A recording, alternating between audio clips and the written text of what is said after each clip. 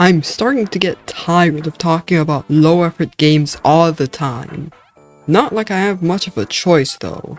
Roblox is essentially drowning in an endless flood of generic simulator slop, and at this point, I've already covered most of the worst trends. Well, guess I don't really have a choice here. These games will have to do. Hey, just a heads up. We finally fixed that arcade machine mess while you were off doing your thing. Anyway, what's next on your list? Oh, I was thinking of checking out the lowest rated recommended games on Roblox. Why? Really? Didn't you already do that before? Let me guess, you're out of ideas, aren't you? Okay, fine, you got me. But come on, what could possibly go wrong with this? Please save me.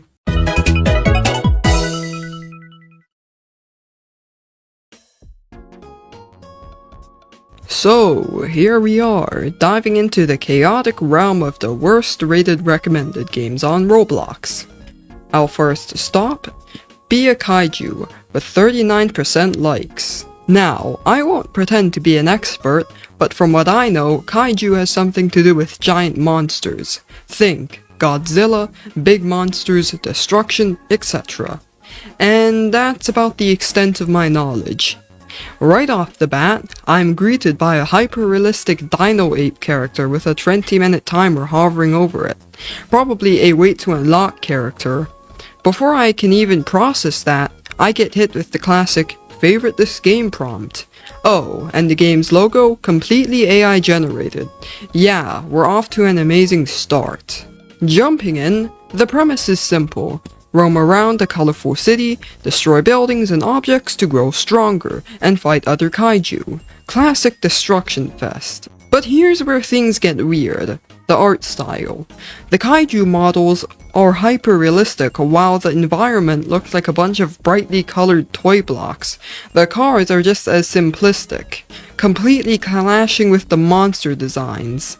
Instead of an intentional contrast, it just feels off. I farm up some points, about 40,000, making me a pretty big deal. That is, until someone way stronger than me swoops in and absolutely obliterates me. And just like that, my reign of destruction comes to an end.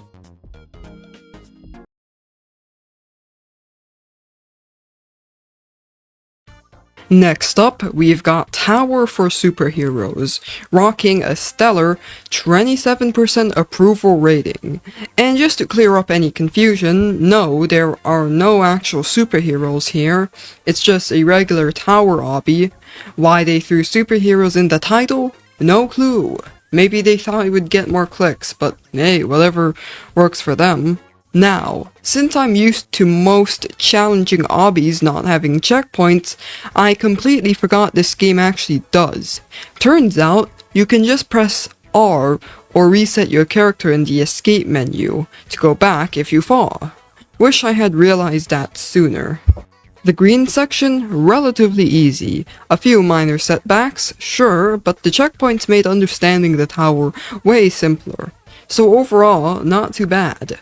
But then the red section happened, and here's when things started to fall apart.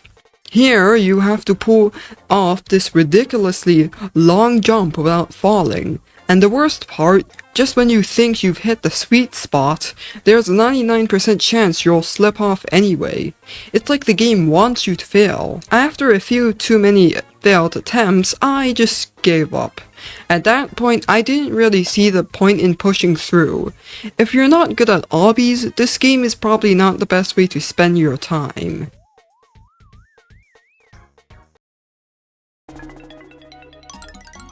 Here we are at Doors But Math, sitting at a solid 38% approval rating. And what's the twist, you ask? Well, it's just Doors, but with math problems. Basic division, multiplication, addition, subtraction. Yep, truly groundbreaking stuff. But jokes aside, the concept is painfully simple. You get a math problem like 4 minus 24, type the answer into a keypad and move on. And what happens next? You do it again, and again, and again. That's it, no scares, no tension, no twists, just endless math problems slapped onto Doors with zero effort. Doors is a horror game, right? So why not add something? Some creepy ambience, unsettling twists, anything to keep it engaging? But nope. They took the most bare-bones approach possible, and it shows. By the time I hit questions 40 to 50, I was completely checked out. Pushing through any further felt like a chore, and honestly, even a line simulator would be more entertaining. Yeah, this game definitely earned that low rating.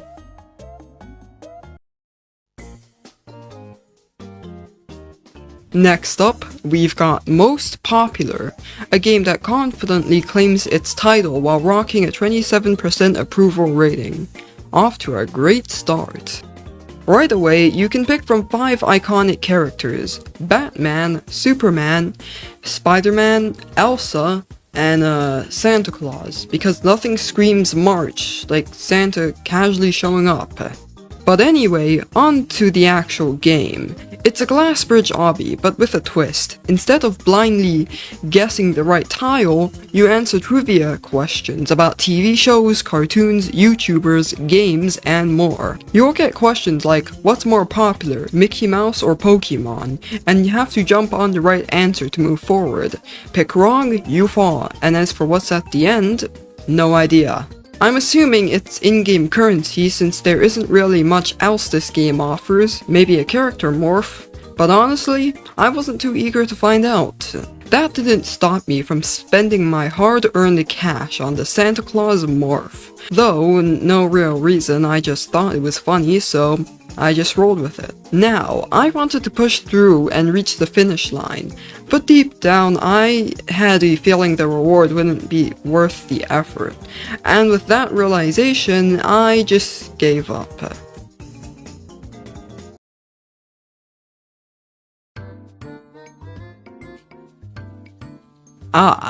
StarQuest 64, a game clearly inspired by the legendary Super Mario 64, an all-time classic, and yet it's sitting at a 48% approval rating.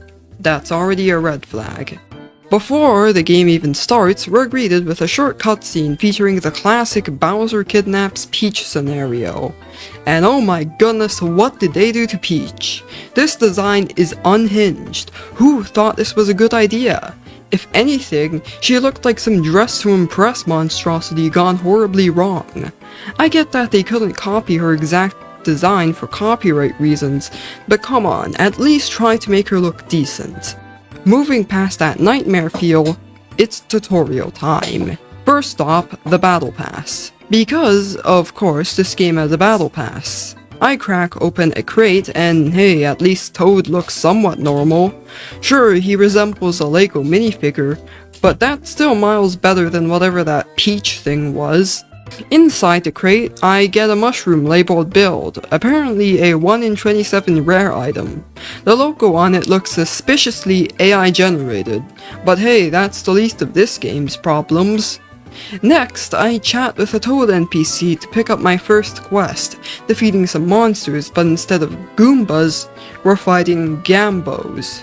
Yes, Gambos. Wow, I sure do love it when Red Hat Guy stomps on a bunch of Gambos. But jokes aside, I get it. They had to dodge copyright somehow, and given Nintendo's iron grip on their IPs, I do understand why they played it safe. The gameplay, as generic as it gets. You accept a quest to beat up enemies, earn XP and currency, unlock new areas, and then do it all over again. Honestly, the devs probably just took inspiration from Blox Fruits and every low-effort simulator out there. Then, to pretend it was unique, they slapped a Super Mario 64 theme on top. And well, here we are.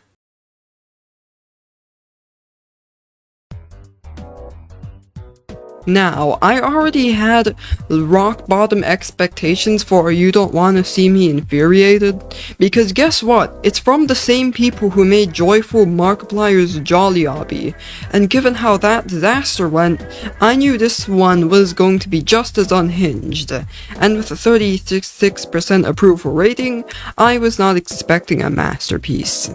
Right out of the gate, we've got a violently shaking bridge, and if you're not precise, you're falling straight into the void. But hey, that's not the only thing trying to throw you off, because for some reason, fake Steam notifications kept popping up, telling me someone was playing Terraria. Yeah, no clue what's going on there.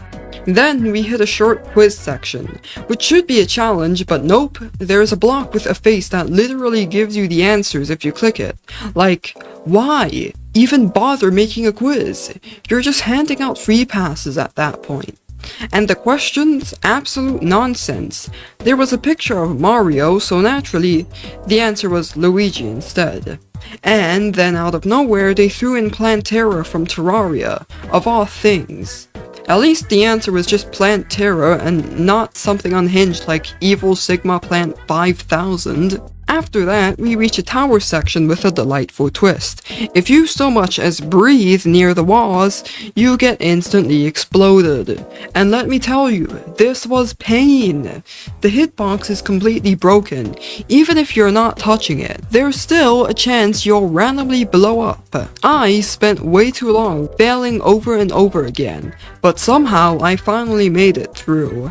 And just when I thought things couldn't get any weirder, fruit starts raining from the sky, and among the falling fruit, Golden Freddy. Because why not? At that point, I had zero energy left to keep going. This game definitely lived up to its name, because I was actually infuriated.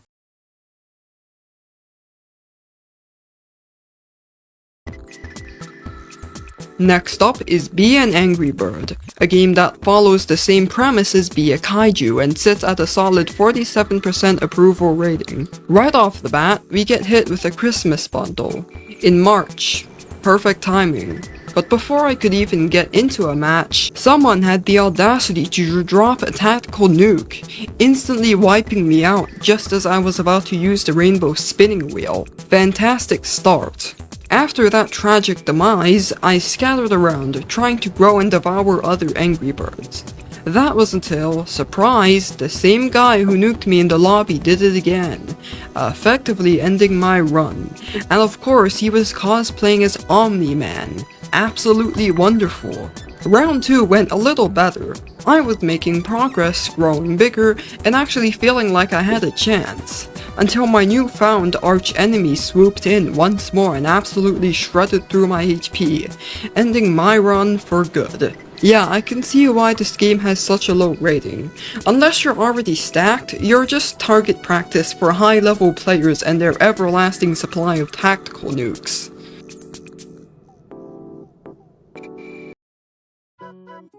Now, since this game is supposed to be a recreation of Totally Accurate Battle Simulator, I wasn't expecting it to be that bad, but with a 39% approval rating, I had to see for myself. What exactly made people dislike this one? So I jump in on the blue team, and yeah, Team Red was absolutely annihilating us, straight up tearing my army to pieces. At first, I had no clue what was going wrong. Our units were just standing there, doing absolutely nothing, while getting obliterated. Then it hit me. Turns out the units have a battle mode toggle, and if it's off, they literally won't attack or take damage. So yeah, that might have been a useful thing to know before my team got steamrolled. Once I figured that out, oh, I went overkill. I started spamming as many units as possible, flooding the battlefield with an army of SWAT units. And guess what? It actually worked. Team Red got absolutely bodied. At that point, I was unstoppable. Now, you do get pop-ups warning you when you reach the unit cap, which is kinda annoying, but honestly, it wasn't that big of a deal. The real mystery? I still don't know why this game has a 39% rating, Like, most bad rated games make it really obvious why they're bad, but this one, I genuinely don't get it. Maybe I just got lucky and didn't run into the major issues. But either way, this one left me confused.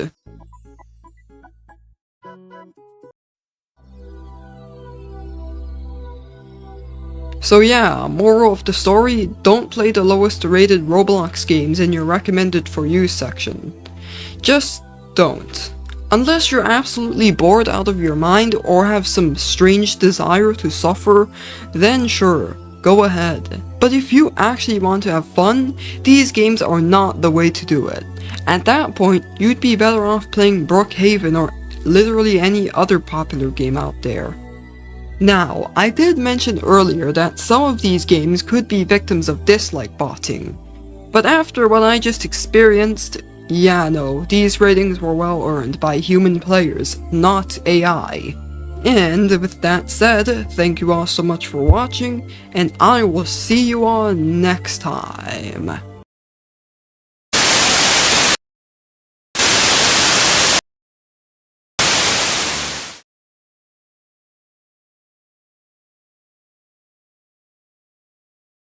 Huh. Looks like we've got a new event coming up. Finally, Roblox is giving us something new. Oh well, Ben won't be having a good time covering all the games. Guess I'll go tell him about it later.